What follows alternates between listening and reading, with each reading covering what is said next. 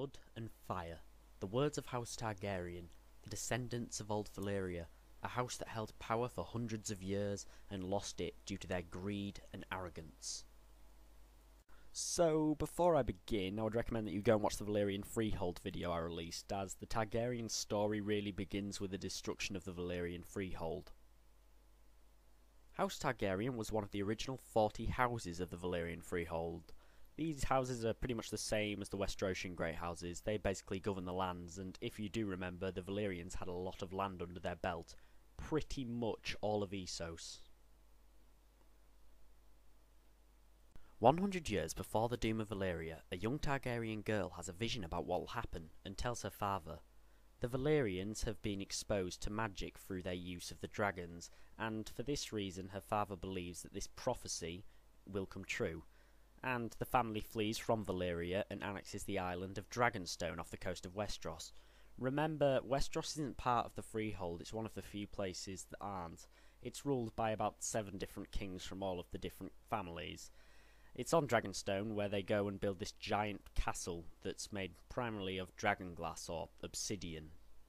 100 years later, the Doom of Valyria happens. This kills all of Valyrian people and all the dragons, but the Targaryens are still safe on Dragonstone, and they do have the last living dragons in the world.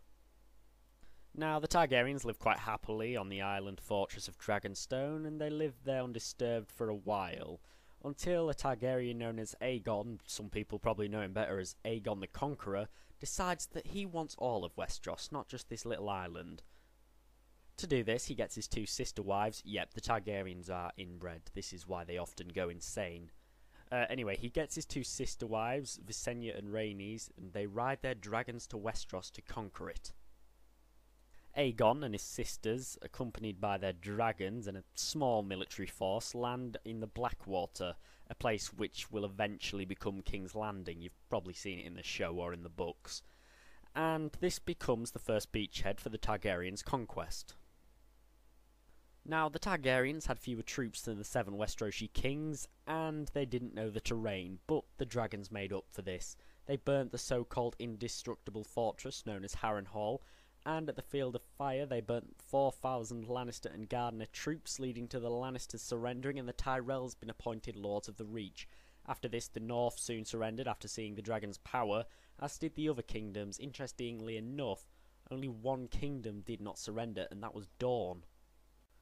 So why did the Dornish not surrender? Well, the Dornish people are descendants of refugees who escaped the Valyrian Freehold and probably slavery.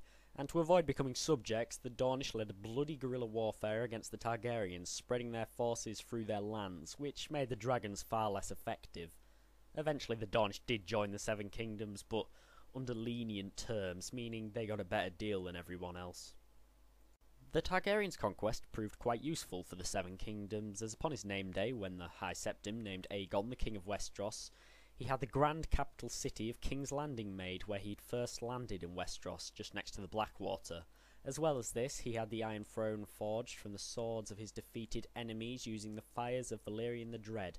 Oh, Valyrian the Dread's the dragon that Aegon rode into battle. The throne was made to be uncomfortable, as Aegon believed that no king should sit at ease. The Targaryen dynasty took the banner of the 3-headed dragon to represent Aegon and his 2 sister wives. Fast forward 300 years of Targaryen kings and we come to the reign of King Aerys II. Now, you may know him as something else. He's more commonly known as the Mad King or King Scab, due to how he always used to cut himself on the Iron Throne.